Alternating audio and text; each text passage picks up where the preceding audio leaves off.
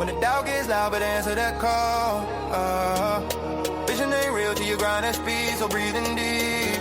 Then call the damn leads. Call the damn leads.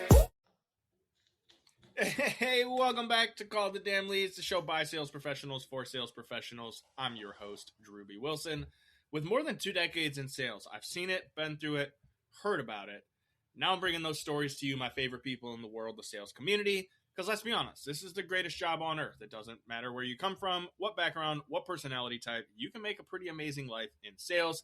Today's guest, definitely no stranger to that journey. I'd like to welcome my friend, Mr. Scott McElroy. How are you, sir? I'm good, Drewbie. Thanks for having me. I appreciate you being here. I know you're a busy man, so I want to jump right in. I want to hear your crazy story.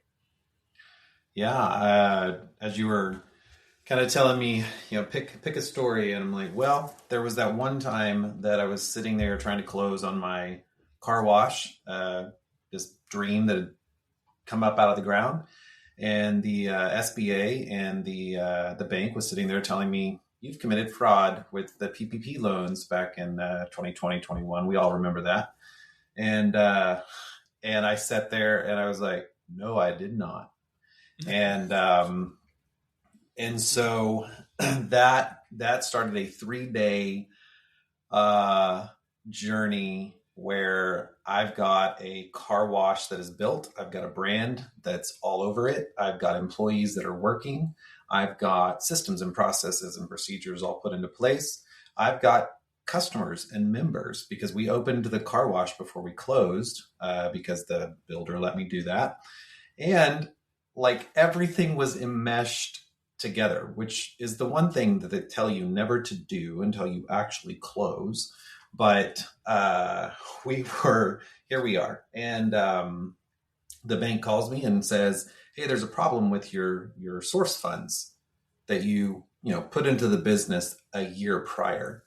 And I was like, well, okay, what do we do? They're like, this is no longer a viable deal for the bank. And my heart, your heart just kind of drops and you are sitting there like looking at everything that's gone on and you're just like, what am I going to do? And so I called my attorney. That was my first call. And my second call was to the partner that I had pulled in for the deal. And he's been in business for 40 years. So he had a lot of experience. And he goes, let's go have a meeting at the bank. And I'm like, sure. So that meeting came and and I knew for a fact, like I knew my facts, right? I knew there was no fraud created. I had all the receipts. I had everything that was PPP loan requirements. I had done every single part of that. And I knew that I was good, but the bank was convinced that I wasn't. And so we go into that meeting. We're talking, I've got the president of the bank and I've got the chief lending officer and then my lending officer in the bank. And my partner leans across the desk and he's basically saying, this is a PR nightmare for you if you don't figure this out for us. And so they kind of talked back and forth. I'm sweating bullets, right? Because this is my dream. This is my 10-year dream of a car wash coming up out of the ground, and it's finally there. And I'm literally at the signing table to make it mine. And they are like, it's literally almost ripped out of my hands. And so I'm quiet in that entire meeting, just explaining the facts, like putting facts, really trying not to have the emotional part of it inside of that conversation. And there was a couple of different things that the chief lending officer and the president said that started to just kind of alleviate my stress. And one of those things was they said, well, because the deal was the PPP loans and the parameters around that didn't require it to be in segregated accounts. It could just get thrown into all of your operating accounts. And so that's what we did. And we kept track of the payroll, kept track of where the money went, all that kind of stuff. And so so that was their technicality. That was the SBA's technicality, is that I used funds for the down payment of the car wash. But there was no rules. There was no rules around. There was rules that you couldn't use it as a down payment. You had to use it to pay payroll, which we did. Sure. But it wasn't clear on, okay, was this specifically PPP funds that were being used to pay payroll, or was this normal operating funds that were being used to pay payroll? Because it was all commingled, which they set it up that way. So anyway, long story short, the guy goes, well, money is fungible. And for those that may not know what that definition is, it means that the dollar that goes in the bank account today versus the dollar that goes in the bank account tomorrow, you don't know which dollar it is and which one you're pulling out. And so that's like, all of a sudden, all my stress alleviated. I'm like, okay, I'm good. Like this is going to get worked out. We had to do some paperwork. And the funniest thing was when my partner and I walked outside, and he leans back and he's kind of like, and you'd have to see this guy. This guy does not direct. You would never know that this guy was worth any money or anything like that, just because he's just a normal person walking on the street. I think he had a hole in his shirt. I'm not sure. And and he goes, well, that was fun. And I looked at him, and, Drewbie, we're friends also. So you kind of know my personality a little bit. That was not fun. That was not fun at all. That was like, I was like, in my head, I was going to jail for fraud. I was, this dream was dead. And it was actually my wife's signature on the SBA documents for the PPP loans for the company. And I'm like, it's not even me going to jail, it's my wife. And like just the yo-yoing and the emotional stress and all of that kind of stuff that happened in that 3 days. And finally, the bank president, after hearing all the different sides and everything like that, he's like, all right, close the loan. This is ridiculous. And yeah.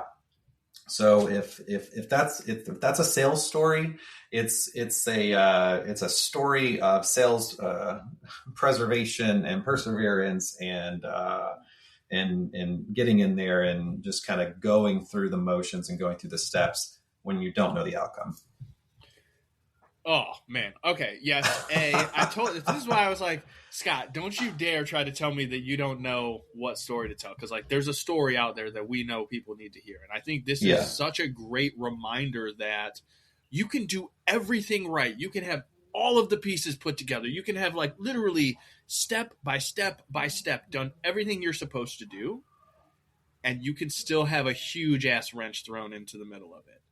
Outside of your control, people's variables, like there's different aspects to this. And this is why I love the conversation, because there are people right now who are in the middle of a huge life-changing deal, just like you were, that are in that scenario and they're panicking. And they're like, oh my God, my entire world's going to fall apart. What the heck am I going to do? And I think it goes back to what you mentioned in terms of, all right, let's just figure out step one. Let's go to the bank and have a conversation. And that's the part I think a lot of people skip. They just kind of sit and stir in it, and they're just musing on all these bad things that are going to happen, and they're not just taking that first step. And I know in your journey, because as you mentioned, we're friends beyond, the show here, that's not the only time you've been in a scenario where you literally just had to like buck up and take that next step. Is that pretty fair to say? Yeah, I mean, I can look at several different situations, even one I'm in right now, where we've got, I'm building an app and never built an app before, never gone down the pitch deck road of, finding investors and pitching this app that's my baby, and that kind of thing. And you're also looking down the line of like funding and realizing, okay, there's a runway here, and that runway is shorter than I thought it was. And so I can, worst case scenario it, which anybody that knows me knows that I can go there really, really fast. Really fast. And I think a lot of people can, and a lot of people get kind of paralyzed in that space of the worst case scenario. Instead of just kind of pausing, taking a deep breath. I read something today that said, sing the ABCs in your head before you respond, or something like that. And just to take a moment and say, all right, what's just the next step? Because there's a saying that I use in a kind of a principle that I live by is, what is in your hands today? Because a lot of times we're looking at what's not in our hands, and we can get into that scarcity mind. We can get into that poverty mentality real fast of, well, I don't have this today, and so therefore I can't execute X. I can't do this. And I consult and counsel a lot of business owners and visionaries and founders and all that kind of stuff as well on, okay, what's actually in your hand? Talk to me about what's in your hand. And then once we can get to the what's in our hand, okay, what can we do with what's in your hand? All right, we can do this, this step. And it just makes it just kind of deconstructs it down into small things that you can do today that change your outcome tomorrow, or change your outcome in a year or 2 years. That car wash deal that we did, a year later, I sold it for a multimillion-dollar profit. And so I would have never known in that moment that just showing up at the bank that day, that a year later, literally, it would turn into that. And I look back at that story. It's just crazy. It's just crazy and eventful. And but I learned a lot. And God works in mysterious ways. So, like as you said, had you not made the point of just showing up and having the faith and just trusting the process, who knows where you would be, man? I know we probably wouldn't be having this conversation. Like there's this whole, like, again, you can go down the black hole of worst case scenarios, but then you can go the other route of, what if this does work out? And like, this is why I love sharing these kinds of stories, because now the listener has the ability to say, all right, well, shit, man, I might be in that really tough spot right now, but instead of going down the bad route, what if this does turn into a multi-million-dollar exit in 12 months? Like, what if? It's just so interesting how that side of the faith and the belief and the trust in yourself and the trust in the work that you're doing and the people that you have around you, that makes a big aspect of entrepreneurship such an interesting journey. And I know for you, that's kind of been a big part for you. Now that you've had the success and you've kind of grown a bit, you've really made a point of like pouring back into the kingdom. And so I'd be curious on, for you, what drove that, and where do you want to go with it from here? Let me make sure I understand your question. You're saying that after going through everything and pouring it back in, like, what do I want to do with like consulting and that kind of space, like pouring it into people? I think because one thing I know about you is that you love sharing that wisdom, right? You recognize that you've been gifted this abundance and of opportunity and knowledge, and you love sharing that back with people. So like, kind of where do you see this going? I know you're building an app. Like, what's the purpose of the app, and how are you taking all of these lessons that you've learned over the years of building a business, exiting a business, working with all of these different entrepreneurs, and like, where do you go from here with all of that? Yeah, absolutely. So I love the moment where things seem like you can't see your way out of something, and you talk it through, you process it, or or somebody's processing it with me. I call them clarity sessions, and it's one of those things where I start to see pieces, and I start to see strategy that's kind of over here, over there. They don't see it connected together, but I totally see it connected together.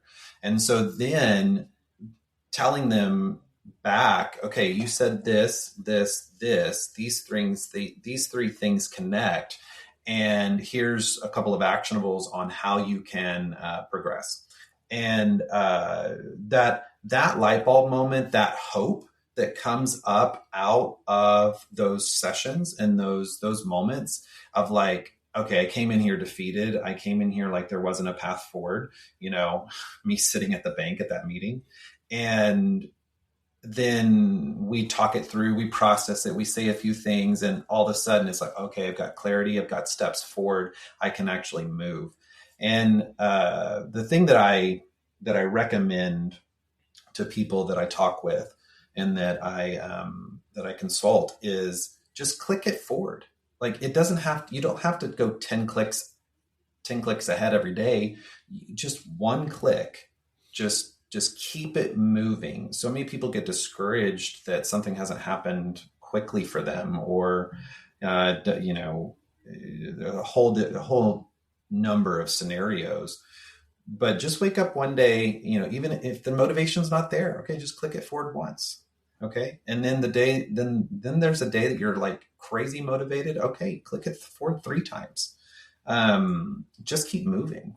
And that's where I think a lot of people get stuck, or they just get discouraged to the point that they stop moving, is that they're not seeing the results. They're not seeing the outcomes. They're not seeing the fast. We live in a world where immediate gratification is so just, we can, I think Amazon, I can order something at 10 a.m. and it's here by 2, right? So there's this thing. And so sales, business, building anything, it just doesn't happen like that. And so staying consistent, staying in there, finding those little dopamine hits along the way to keep you motivated. And so with the app specifically, it's a productivity tool. And a lot of people, there's productivity tools out there, Asana, ClickUp, Monday.com.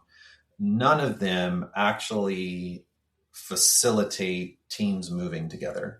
And so my app goes from a verbal processor. So, meeting notes, that kind of stuff. You can throw meeting notes in it or use the app for that. And then it's going to understand the context of your team, your organization, and their roles, functions, what they do, their job descriptions, all that kind of stuff. It's going to understand that. And then by the time that you get to your desk, or by the time that I'm saying, hey, Drewbie, I need you to do this, and there was this great idea about this. There's, can you have X done? It's going to know, and it's going to ship it to you, and you're going to have it in your inbox. And it's not your email inbox. It's just it's a task, right? But instead of just a clarity, or instead of just a comment box, right? At Scott, what did you mean by this? And then it gets lost in my email. Then you're chasing me through Slack or text message, or, hey, did you get that? Did you get that question I had? We will facilitate proper communication. So we'll have a clarity button. We'll have an approval button. We'll have a request button, and then we'll have an update button. And that will help facilitate the back and forth communication that it actually takes to get something done. If I need another task, if I need somebody else to do something so that I can finish my task, then I'm going to request it, and then it's going to get linked, and it's going to get it's going to give a founder, a leader of a team, a manager, kind of wherever they're at in the organization, visibility into, this is what's happening. This is what I need to respond to. As a leader, we're moving around so fast. And sometimes we don't know that our team's twiddling their thumbs because they're waiting for us to answer something. And so how many times have we dealt with that? Right. And so basically the app is going to recognize that, hey, Drewbie asked you a question about this and this is not moving, you think it's moving, but it is not moving because you need to provide clarity or you need an approval or whatever. So we've got a beta version launching at the end of the month that I'm super excited about. And yeah, we'll just kind of see where it goes. That's super cool. And you're right. There's a lot of tools out there, but like anything, tools are only as good as the operators who have them in their hands. And to your point, True. right? What's in your hands today?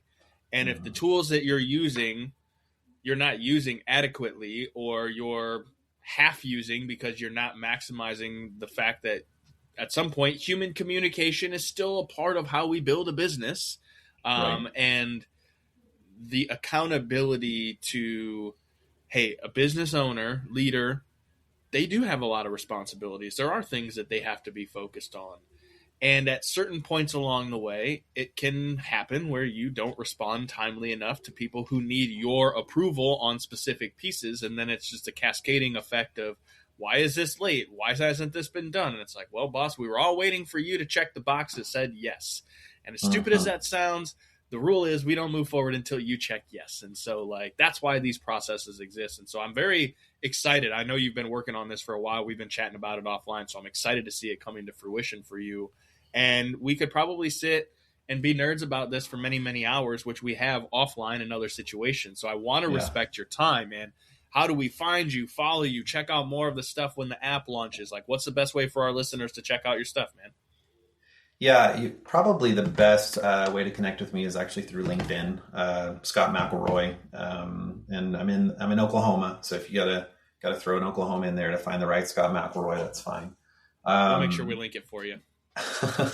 That's probably the best way. I mean, I've got Facebook and Instagram. Facebook's full of my family, so if you want to see my kids and that kind of thing, that's fine. But LinkedIn is probably the best place to find me. Awesome. Well, we will definitely put that out there. I know, like I said, man, I'm very excited to see this all come to fruition. It has been a super honor to watch your journey. And if you guys aren't watching, like right now, you're not seeing him on the video. He's like super dapper. He's looking shredded, like he's ready to lift, 500 pounds. Not only has he built a successful business, but he has changed his entire life around. And so I highly encourage you guys to go check out his story, look at his content, and see what can happen when you go all in on truly becoming this version of yourself that you can be proud of. Because Scott has set an amazing example of that. So Scott, man, thank you for being here and sharing with us today. Yeah, absolutely. Appreciate the invite, and you're love to see the brand call the damn leads. And I always get a few setbacks when I say, hey, my friend owns the Call the Damn Leads brand. Well, we're here to help the people. And with that said, if you listen to today's show and you got some value out of it, go send it to a friend. Maybe you know somebody who's in business and like they're really going through a hard time right now and they need that little reminder that like they don't suck. Sometimes the universe has to put these in our way, these roadblocks, so that we can truly appreciate what is going to happen when we get on the other side of them. And so send it out there, share it with people, tag me and Scott on social media, let somebody know. And then maybe you've got a crazy story. Maybe you sat in a bank and they tried to deny you from your life's dream of owning this amazing thing that was already going and you had to figure it out in the last minute. I want you to come on the show. I want you to share your story. Head over to callthedamnleads.com/podcast. Send us your details. Check it out. While you're there, grab a hat, t-shirt, keychain, something. Support the movement. We'll see you guys next time. Go call the damn leads. When the doubt gets loud, but answer that call. Vision ain't real till you grind at speed, so breathing deep. Then call the damn leads. Call the damn leads.